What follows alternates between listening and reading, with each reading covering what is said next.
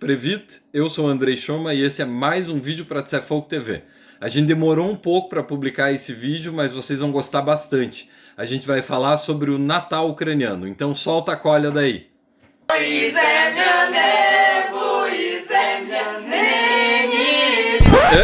Parou? Nada de Nebo e Zemlya. Muda o disco.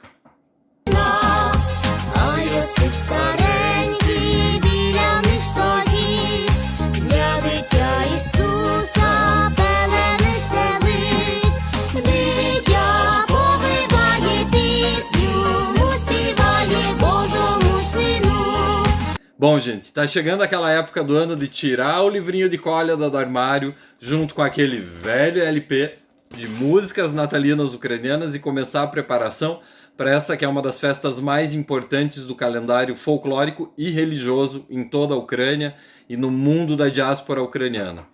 Bom, o Natal ucraniano, ele é uma festa muito antiga. Essas celebrações de fim de ano e começo de ano, elas datam ainda da era pagã e a gente ainda carrega alguns elementos nas celebrações do Natal que são ainda da era pagã de antes da chegada do cristianismo na Ucrânia.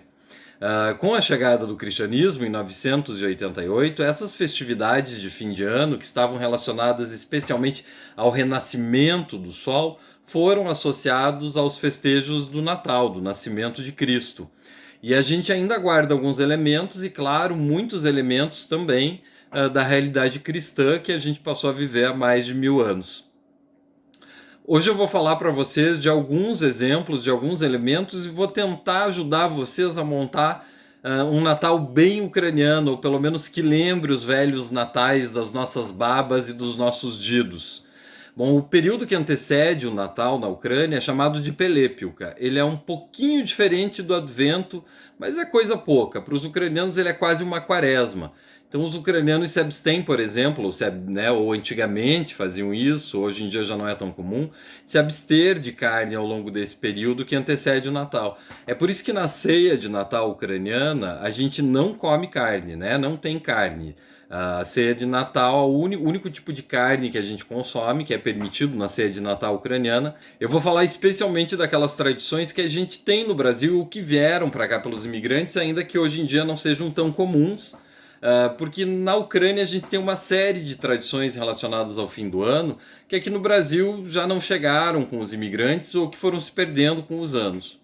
Então, sobre a ceia de Natal, sobre a véspera de Natal, o que a gente precisa saber para fazer? Um dos elementos principais da ceia de Natal ucraniana são os 12 pratos, né? Esses 12 pratos manda a tradição que sejam preparados ao longo do dia da véspera de Natal, geralmente pela dona da casa, mas hoje em dia esse trabalho tem que ser dividido, todo mundo tem que pôr a mão na massa, hein? É desse jeito que é porque é. Bom, mas são 12 pratos. Inicialmente, diz a lenda que eles representavam os 12 meses do ano e mais tarde passaram a significar os 12 apóstolos de Cristo. Tem uma regra específica para esses pratos? Não, não tem. Esses pratos variam de uma região para outra da Ucrânia ou até mesmo de uma família para outra. Existem alguns pratos da culinária ucraniana que vão estar presentes na ceia de Natal, assim como em outras festividades do nosso povo. Entre eles a gente pode citar o perorê ou varenik, que são os pasteizinhos cozidos, geralmente recheados com batata e requeijão colonial, ou então com outros recheios, como cerejas, frutas secas, cogumelos ou até mesmo algum tipo de... Não, é que daí na ceia de Natal não pode carne, então eu ia dizer de carne, mas de carne não rola. Mas daí? e outros sabores diversos. O holupti, são os charutos de repolho ou de couve, recheados geralmente com arroz ou com trigo sarraceno, e que especificamente para a noite de Natal não levam carne. O borscht, que é a nossa tradicional sopa de beterraba. O kapustniak, que é a sopa de repolho. Uma série de pães, entre eles o kolach, que é o pão ritual do Natal e que não era tão comum entre os imigrantes da Galícia, mas ainda em algumas famílias é tradição fazer esse pão especial. Ele geralmente tem o formato de uma rosca e eles são em 3 andares. É um pão, o outro pão e o terceiro pão. E geralmente uma vela no centro dele. Outro prato bem tradicional e muito importante para o Natal ucraniano é o kuchá. No Brasil, dentro da nossa comunidade, o kuchá ganhou ares e sabores especiais que lembram uma sobremesa. E ele é servido em várias ocasiões ao longo do ano, especialmente quando a gente faz um almoço, um jantar típico ucraniano. Mas para os ucranianos mesmo, o kuchá é um prato ritual e ele só é servido nas festividades de fim de ano. Inclusive, na Ucrânia, a receita tradicional do kuchá geralmente leva trigo, mel e sementes de papoula. Aqui no Brasil a gente acrescentou, né? A gente acrescentou leite condensado, leite, algumas pessoas põem umas gotas de chocolate, coco ralado, frutas secas, castanhas. Sanduíche, batata frita, botei ketchup, mostarda e só. Algumas pessoas dizem que isso é quase um sacrilégio, mas a verdade é que o kuchá também tem várias variações. Eu adoro essa junção de várias variações na própria Ucrânia. Na região de Poltava, por exemplo, é muito comum que se faça o kuchá com arroz e não com trigo. Então, aqui no Brasil a gente adaptou a nossa realidade. O nosso Natal aqui no Brasil é no verão. É natural que a gente queira algo gelado para saborear na ceia de Natal, enquanto na Ucrânia o kuchá é um prato servido quente. O kuchá ainda, eu lembro para todos vocês, que ele é como um prato ritual, ele lembra os antepassados, ele é um prato feito especificamente para lembrar dos antepassados da família. E ele é o primeiro prato a ser servido na ceia. Geralmente a primeira colherada é quase um brinde em memória às pessoas da família que já faleceram. Em outras regiões da Ucrânia é muito comum que se jogue uma colherada de kuchá para o alto e se ela grudar no teto é porque o ano vai ser bom. Agora, se o kuchá soltar do teto, o ano não vai ser bom. E aqui no Brasil é meio complicado de fazer, porque como a gente deu uma modificada, uma adaptada na nossa receita, o nosso kuchá é mais líquido, então ele dificilmente vai grudar no teto da casa. Bom, um outro elemento bem importante no Natal ucraniano é o didur. O didur é um feixe de trigo, geralmente ou o primeiro ou o último da colheita, especialmente separado para a noite de Natal. A história do didur, a tradição do didur, vem de antes da era cristã e era uma maneira de agradecer aos deuses e pedir aos deuses um ano farto e uma colheita farta para o ano que se aproxima. O didur, ele simboliza também, assim como o kuchá, a memória dos falecidos. Ele é quase uma personificação das pessoas da família que já são falecidas. Esse didur é separado, em algumas regiões da Ucrânia ele é devidamente enfeitado com flores e fitas ou coisas assim. Às vezes ele ganha um formato diferente, ou ele é simplesmente um feixe de trigo, geralmente amarrado com um rushnek. E esse didur ele é trazido para dentro da casa, da família, pela pessoa mais velha da família na noite de Natal e colocado num lugar de destaque, geralmente o pokut, que é o canto onde ficam os ícones da casa. Aqui no Brasil, as pessoas também chamam de didur aquela palha que é espalhada na sala da casa. É muito comum ainda hoje no interior, aí nas nossas colônias, é bastante comum que se faça isso. Que se espalhe feno e palha de trigo por toda a sala da casa ou então por toda a casa. E alguns de vocês devem lembrar que geralmente a baba escondia alguns doces no meio dessa palha e a diversão para a criançada era tentar achar esses doces no meio desse didur. Em algumas regiões da Ucrânia ou em algumas casas mesmo aqui no Brasil, há um nome, chama-se essa palha de trigo que está no chão de babka e o didur é o feixe especificamente.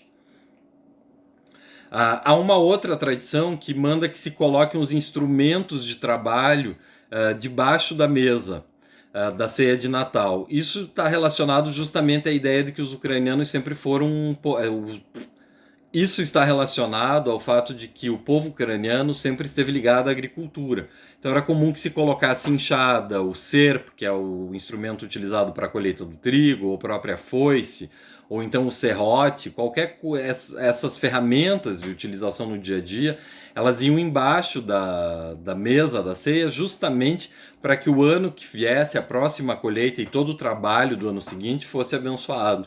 Há também a tradição em algumas regiões de se colocar um dente de alho em cada canto da mesa da ceia para evitar que os espíritos malignos se aproximem. A outra tradição manda que debaixo da toalha da mesa da ceia se forre toda a Outra tradição manda que se forre toda a mesa onde vai ser servida a ceia com palha ou feno, para lembrar a manjedoura de Cristo, e depois por cima se coloque uma toalha, geralmente uma toalha bordada, né, ricamente ornamentada.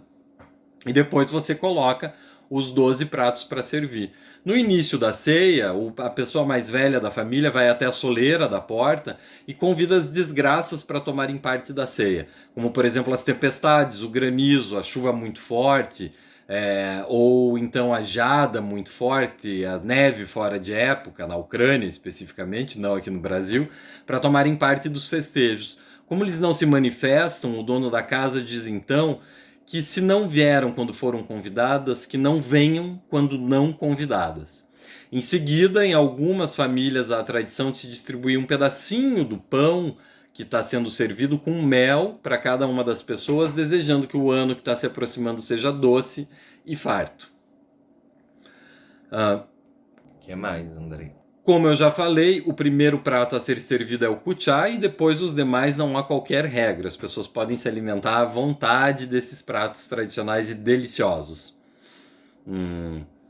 Que mais, Andrei? Geralmente, no início da ceia, a gente costuma cantar Bor Previtny, que é uma das cóliadas mais tradicionais da história ucraniana, especialmente das cóliadas religiosas, porque existem cóliadas que são canções natalinas ucranianas religiosas e as que não têm tema religioso. Isso se deve pelo fato de que as cóliadas existem na Ucrânia antes mesmo do cristianismo e faziam referência ao sol, à bonança, ao renascimento do sol, né? E mais tarde ganharam características cristãs. A maior parte das cóliadas que nós cantamos aqui no Brasil tem um fundo cristão, fala do nascimento de Cristo. O nome Cólida, ninguém sabe exatamente a origem do nome Cólida, porque havia um deus dentro da mitologia eslava com esse nome, e alguns estudiosos dizem que o nome do deus vem da palavra colenda da tradição romana, e alguns dizem o contrário, que o nome... me confundi inteiro agora.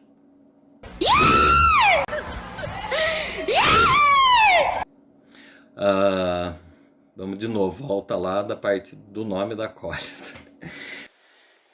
Pera que eu também me perdi. O nome Cólida, ninguém sabe exatamente a origem. Acredita-se que havia um deus com esse nome na era pré-cristã, e aí não se sabe se o nome do deus veio...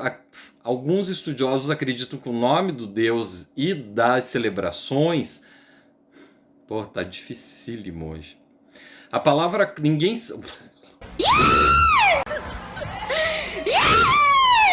Ninguém sabe exatamente a origem da palavra cólida. O que se sabe é que esse era o nome que se dava para essas festividades de fim de ano antes da chegada do cristianismo, e que provavelmente havia um deus da era pagã com esse nome.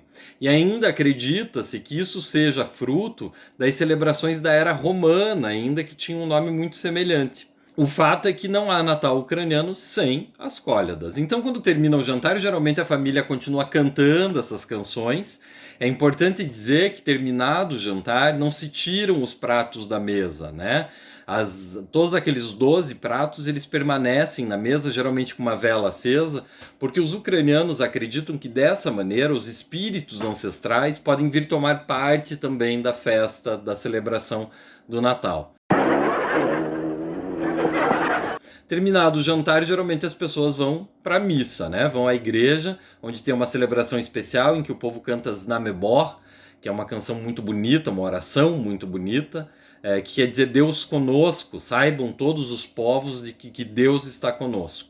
Essa frase, curiosamente, também aparecia na frente de algumas igrejas, como por exemplo na igreja da Serra do Tigre, em Malé, que é considerada a igreja ucraniana mais antiga do Brasil, onde está escrito todo o Znamebor na frente da igreja. Em algumas igrejas tem escrito Znamebor também nas cruzes das missões que ficam em frente às igrejas. Depois da missa, a gente tinha os grupos, e ainda tem em muitas cidades, os grupos de Kolyadniki.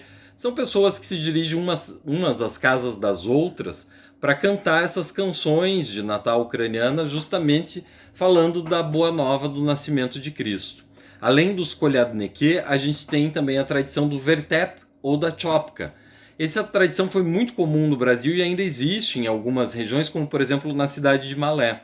O Vertep ou Chopka, da maneira da Haletianá, da Galícia, ele havia duas versões. Uma que eram pessoas vestidas como o próprio presépio, como um presépio vivo, que visitavam as casas e cantavam as cólidas, e a outra versão que era quase uma peça de teatro, que representava, além do nascimento de Cristo, a perseguição aos pequenos inocentes, que Herodes mandou...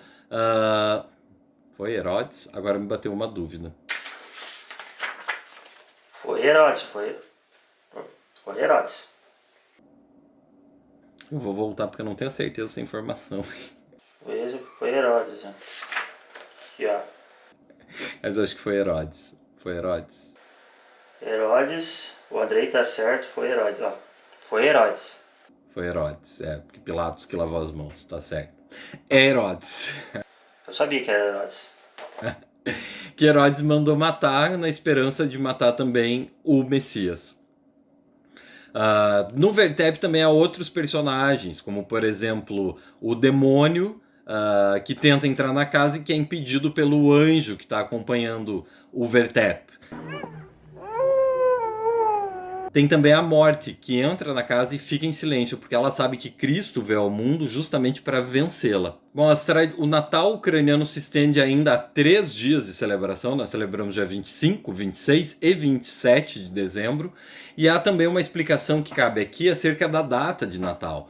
Todos os ucranianos do mundo celebram o Natal no dia 25 de dezembro? Sim, todos os ucranianos do mundo celebram o Natal no dia 25.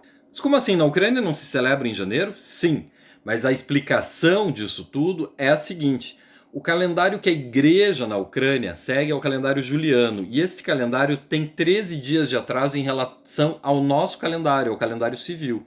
Então, quando no calendário da igreja na Ucrânia é dia 25 de dezembro, no nosso calendário civil nós já estamos no dia 7 de janeiro. É por isso que na Ucrânia, tanto a igreja ortodoxa quanto a igreja greco-católica ou ucraíno-católica celebram o Natal do dia 6 para o dia 7 de janeiro. Aqui no Brasil, a igreja greco-católica celebra do dia 24 para o dia 25 e a igreja ortodoxa ucraniana mantém a celebração do dia 6 para o dia 7 de janeiro. Essa mudança da igreja greco-católica aqui no Brasil aconteceu algumas boas décadas atrás, mas muitas famílias ucranianas ainda fazem 2 natais. Celebram do dia 24 para o dia 25 e depois, na festa de Yordán, Vodokhreshtia, a Epifania, o batizado de Cristo, algumas famílias greco-católicas fazem um novo Natal justamente em memória ao antigo Natal na Ucrânia. Além das tradições de Natal, nós temos as tradições de Ano Novo aqui no Brasil entre os ucranianos. Uma delas são os Shivati. Eu gosto de falar, em ucraniano moderno eles não falam mais Shivati, mas aqui no Brasil as pessoas falam Shivati, que são os semeadores. Eles andam de casa em casa, param na soleira da porta e semeiam sementes diversas, como trigo e centeio, desejando que o ano que está chegando seja farto, rico e próspero. É importante também a gente dizer que na tradição ucraniana, a primeira pessoa a entrar dentro da casa, o primeiro ser vivo a entrar dentro da casa no ano que está começando, tem que ser do sexo masculino. Então, em algumas regiões e algumas famílias, é até costume soltar um galo na porta da casa,